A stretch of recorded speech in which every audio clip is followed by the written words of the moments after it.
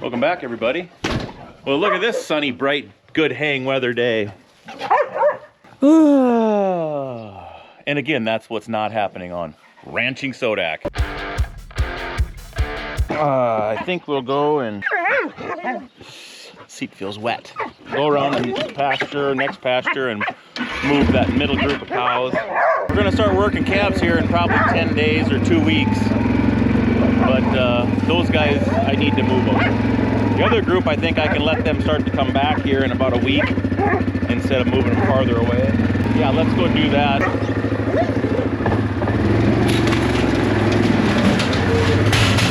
Nobody opened this gate since last year. This one, Phil, around this one maybe 4 years ago, 3 years ago, replaced like 100 posts, fixed it all up. So this one's actually pretty good to go around. Gotta go check the gate. The hunters over the fall or the winter, you know, they'll open gates on you and leave them open. So you gotta make sure they're all closed. She's a little too wet for baling, boys.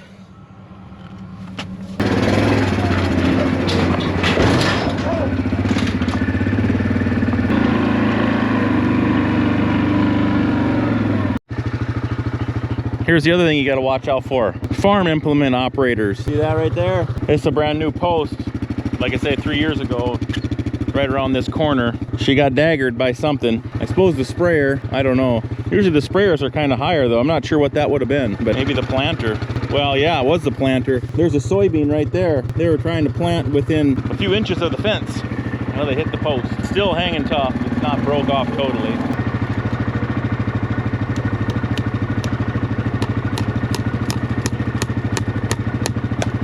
Well, here's the gates. They're over here, and we're coming into here, but just look at the amount of grass that's out here. I mean, it is just tremendous.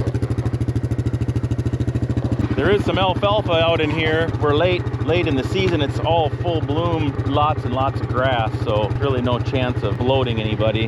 If this was regrowth, and let's say the grass didn't grow, let's say we grazed this early and then got a lot of alfalfa and the grass didn't come back on more like a drouthy year, the alfalfa grew back and it was little and lush, that's when you can have some problems. But that's what they'll do. I mean, there's a lot of stuff that got knocked down on the ground, which is fine. It's just covering the whole ground and there's plenty of grass for them to eat. So we're building soil this year for sure. It's not always this way. Some years we're rotating just to keep them fed, but this year we're blessed to be building a lot of soil too. I noticed a weather balloon across the fence when I was over on the other side. They don't really hurt anything, but they're just garbage, so I'm gonna go pick it up. Sometimes they got some writing on them. Let's see what it says. And you don't want your cattle to be eating it either. Don't touch it if it's still full, which it's not. Oh, this was the balloon. And this was the parachute. And on the other end, there should be a little box. At least the ones I've found before had a little box on their station or what it was detecting. Yep. So it's got a little, it says made in Germany. So it's a little Germany spy balloon. Harmless wire instrument, it says. Harmless, except it's garbage in my pasture now, so we'll pick it up. If we were like tech savvy, we could plug a little cord into that port it's got on the backside there and see if we learn anything. Well, I stumbled onto 2 feeders that I didn't know I had out here in this spot. My other ones are over the hill, so I'm gonna actually drag these towards the gateway. Maybe that's where they were supposed to be. I talked about that big salt feeder on a couple videos back, and then someone asked me about how to build them, and I don't make many with metal bottoms. The cheapest, the fastest, the easiest one that we build is take a tire, kind of a bigger pickup tire, in a chunk of conveyor belt. You can find conveyor belt, go on Facebook Marketplace. Somebody's got some. If there's a quarry or a pit or something near you, just get yourself a chunk. They usually are just throwing it away because it wears out in the middle.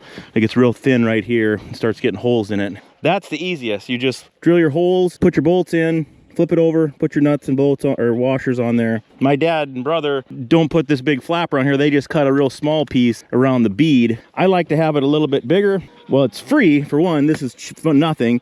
And then if a cow drops a little salt out of her mouth, it's laying here, and then they have a better chance of licking it up, and they don't make a mess so much right at the feeder with their feet. So actually you could put 2 or 3 feeders on here. And the other question was, why don't you put a lid on them or a roof? Well, just monitor your salt and your mineral intake. It's like if you got 20 cows, don't go and put 400 pounds of loose salt and mineral out there, a coffee can. And then each week when you check your cows, bring them another coffee can full, you know. That way, if it does rain you're only wasting, or not really wasting, but you're only, you know, exposing a little bit. I mean, we try to keep it in front of them, but they always run out. So they always go a few days without. I've never had any problems where it's gotten so wet that they won't eat it or anything like that. That'd be my advice. Monitor how much their intake is and then fill your feeders accordingly. And these guys don't want nothing to do with this. If I see them in the corner, we'll drive over there and look at the rest, and we'll go finish going around the fence and leave, I guess. There's nothing for us to do. But there's still plenty of forage out here. They've got it all clipped down. There's plenty of regrowth. Stuff never got touched with heads yet. The other thing one guy commented is like, boy, you got a lot of weeds in your pasture and you should spray. Well, we do spray a little bit, but not very much. And the reason I don't is once you spray and you kill all the weeds, whatever grass at that time of the summer or time that you spray, whatever grass prevalent or willing or wanting to grow at that time will take over. And you'll be down to one species of grass, or one or two. Sometimes what happens is it could be quack grass, or it could be some undesirable grass, and you just killed all the weeds and the other grasses, because some grass are pretty vulnerable to chemicals. So I still think the best thing to do is to try to rotational graze, just work with it.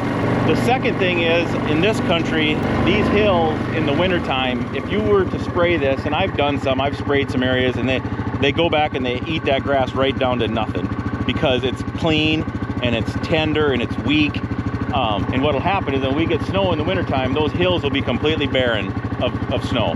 Now, if you got some weeds out there to catch a little bit of snow, you got some tufts of grass they didn't eat, now you're gaining moisture. So you got to be really careful on spraying unless your stuff is just completely out of control. Now, I would clip and mow some if I could, but we're too rocky and too rough. But I think that's a better alternative than chemicals. I don't know if the camera can pick that up. We're up in the clouds with the fog. It's not really fog, it's just so humid. You can see the humidity is just drifting through the air, just the cloud. We're in for tonight, I think a little farther south of us actually. We're in tonight's pretty, like a 4 out of 5 chance of some serious stuff. Like up to 100-mile-an-hour winds and storms. Hopefully we don't get none of that. And hopefully it's not very big if anybody does. But these cows don't want nothing to do with this. There's still lots of grass out here. I'm gonna leave the gate open. And then we'll probably bring some salt and mineral down another day, see if they find the hole, and then we'll shut the gate behind them. This big coulee here divides this pasture. There's over half of the cows on the other side right now. No sense in chasing them. We just have to wait till the wind is right and we'll get them that way. Here's a little group of them.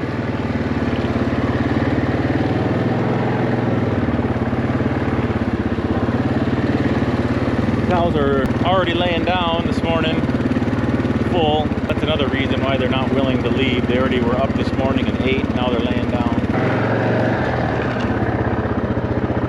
I kid you not, I was up over the hill, maybe a short 1/8 of a mile with the wind blowing, and I could smell this garlic out of the loose salt from the Redmond. I think there's just enough humidity in the air and the wind was just right. I was catching whiffs of garlic out of there. And I noticed it turns blue a little bit when there's some water in there. All the dark stuff, I think that is the garlic, the black. I don't know, we'll have to pick Carson's brain on that deal. But like I've said before, I think Redmond had put a tremendous amount of pure garlic extract, or whatever you want to call it, in the salt. So you can't just put a little whiff of it. I mean, you got to put a pretty healthy dose in it. But our fly load has been normal, I would say. The amount of flies this year, the cattle are not bothered by it. So the cattle seem a lot more chill. I mean, there's no tail swishings like viciously, and like I said before, they're not throwing their heads a lot and fighting flies. I mean, there's flies, they're not wanting to be on the cattle. I definitely think it works. You got to keep it out here, and you got to have a lot of it. I mean, in the mineral. Found another auto tightener. Keeps your wires tight. That one's probably only at about a 35 psi, kind of a smaller diameter branch, but she's doing her job. Oh! Heads up.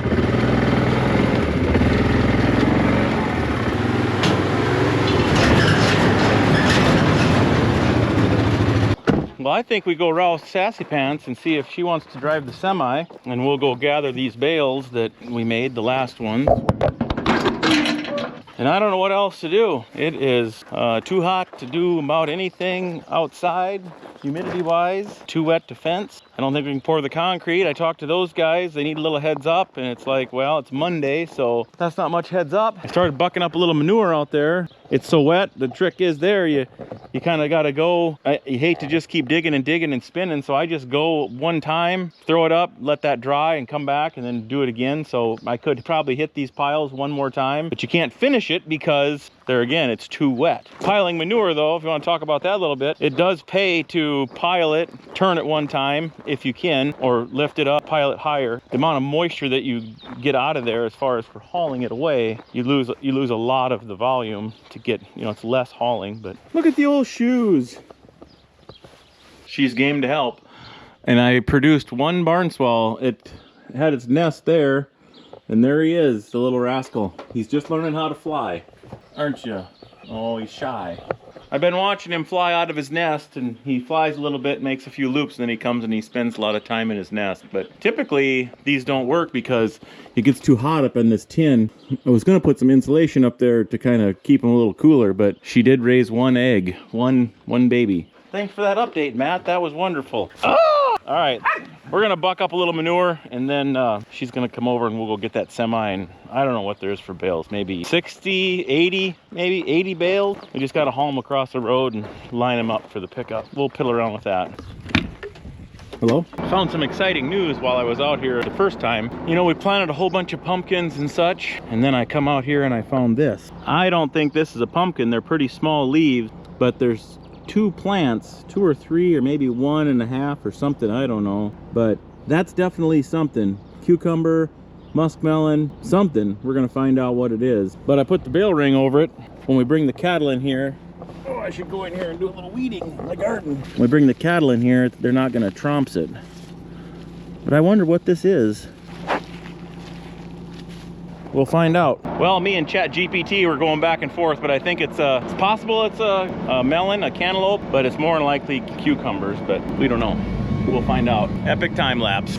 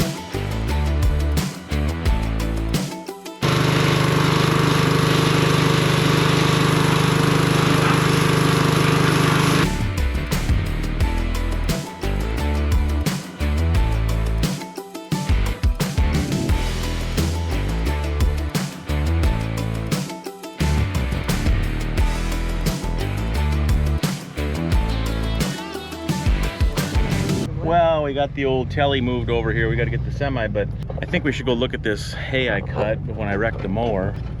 Rake a little bit of it and let it lay up for an hour or two, and maybe bale it, because our chances of getting some rain tonight are getting higher and higher. And it's kind of breezy right now, but it's really humid. So we'll see. If the wind would stay on our side, maybe we could get it raked up and roll a little bit of this up. We'll have Sassy Pants put the test to it, and she'll let us know if it's good to go or not. Oh, Matt, what do you think? It's kind of passing the kick test. The problem is, I think we need to switch gears, folks. I think we could roll this up. I think we could rake. Problem is you see, this is like where we fed. So you got alfalfa, you got grass, you got some thistle, you got some other weed, you got sweet clover. It's the weeds that take the time to dry down. The grass cures pretty fast, but it's if you get a spot where there's too many weeds, those stalks are thicker and they'll retain more moisture. But boy, she's raggy though. And then here you have a spot like this where this grass hadn't seen the light of day and it's a little bit wet. We would have to get a little lucky if we rake it. And you get these spots here that were kind of balled up. That's wet to the touch. So close. Well, it's been a few minutes and I've changed my mind again. Twice. I was gonna do it, and then I wasn't, and then I was, and then I wasn't. Now I'm not. It claims we're only gonna get a tenth of an inch of rain lots of wind, and it's going to be south of us. And then after that, the humidity is going to rise as this thing goes through. So even if we rake it right now, our humidity is going to keep going up. That's not really going to help as much. Tomorrow, after this system goes through, the humidity is going to drop down into the 60% humidity instead of 80s, and up towards 93% humidity tonight at midnight. So I think we're just going to risk it for the biscuit, as they say, and we'll see what happens, and we'll do it tomorrow. Rake it and then start cutting. We got to start cutting again because we got about another 4-day window of opportunity to possibly make some hay. All right, let's go fire up the truck. Get her in the whip. Any wagers, folks? Got 2 new batteries in there. $500 and some worth of batteries. Got a decent crop growing here.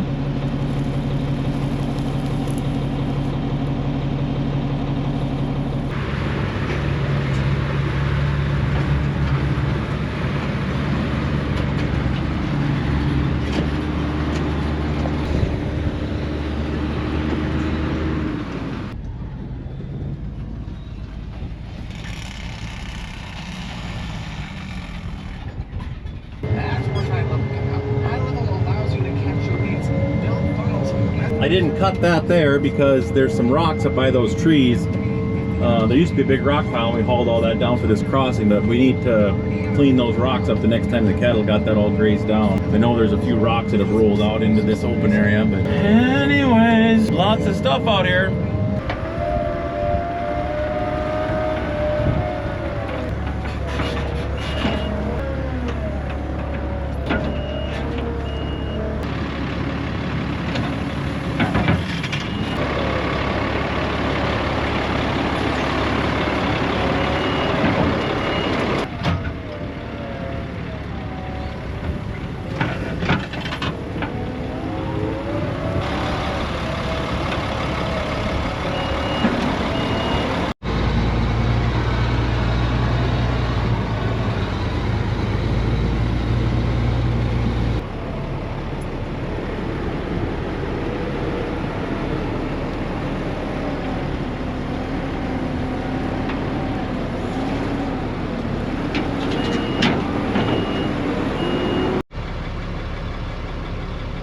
I love good mirrors and this great back into the semi-trailer camera.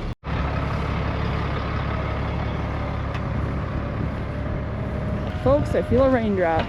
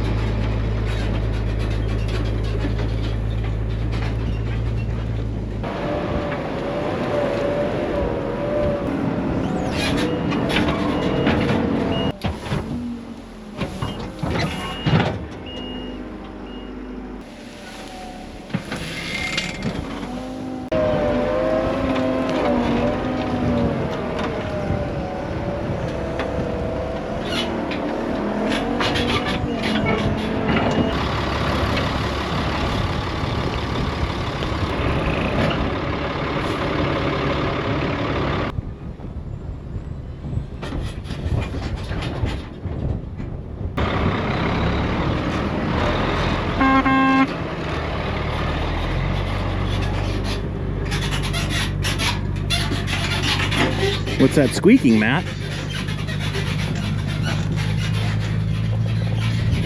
All right, I think there's like 30 some left, so we'll just take a short load this time, whatever fits on this way on the way back. Come along, girl.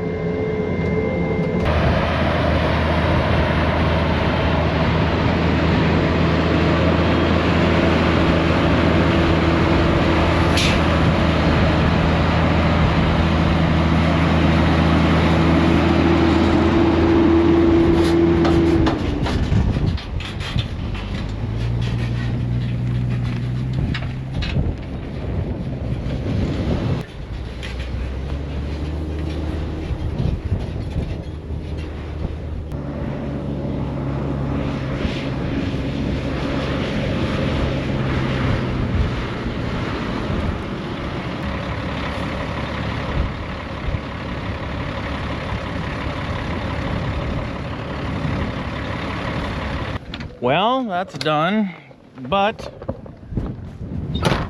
right when I put the last bale on, I could smell antifreeze on the Merlot.